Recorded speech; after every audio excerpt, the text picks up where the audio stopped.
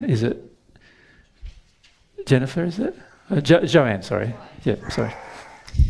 So I've been doing exactly what you said. Yep. Projecting my feelings towards my parents onto God. Yep.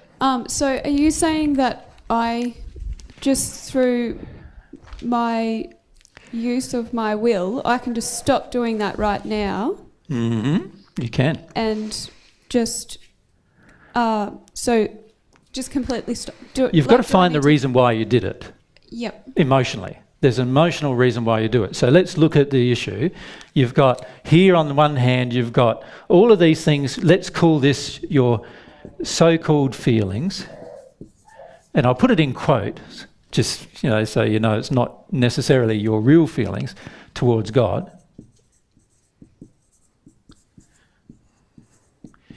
And then we have our reasons for doing that.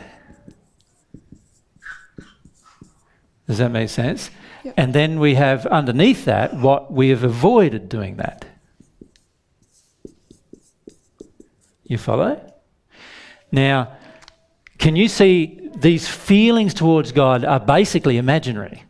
Well, yeah, they're just what I feel towards my parents. Yeah, but you're making that presumption because it might not just be your parents, it might be what happened at school, it might be what happened with older siblings and so forth. It's all family of origin stuff, or you could say your childhood stuff. Yeah. At this stage, you're making some assumptions about what that is. Okay. Right, but you can see though that if I discover my reasons for doing that, which are emotional, so remember these are emotions that I'm going to have to feel, right? If I can discover those reasons and work through them, what becomes plain to me then is... Oh, sorry. I didn't realise you were asking me. All the pain that I have avoided. That you've chosen to avoid through that process. Yep. So the very first thing you're going to have to do is look at the reasons why you've done that. Okay, so I won't just be able to...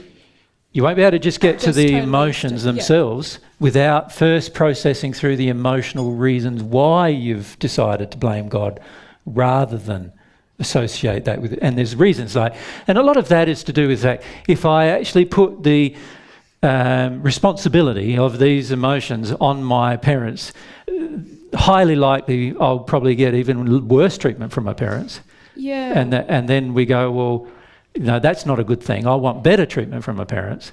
And so we avoid the processing of the reasons. This is something I've just been thinking about lately because I was re-watching some stuff from the previous, the 2014 Assistance Group. Yep. And I realised that I just hadn't wanted to even accept that my parents had created, I wasn't thinking about school or anything then, but so I feel like that's really prevented me from growing and processing through emotions. Yeah. See, the only way we can actually become more open to God is by processing through emotions that prevent us from becoming more open to God.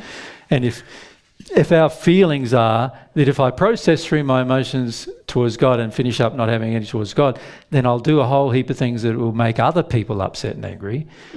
Then you can see there's an imperative to not do it.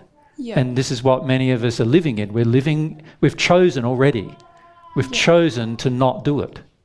And we've chosen to not go ahead with that processing because we value the relationships more than we value our relationship with God.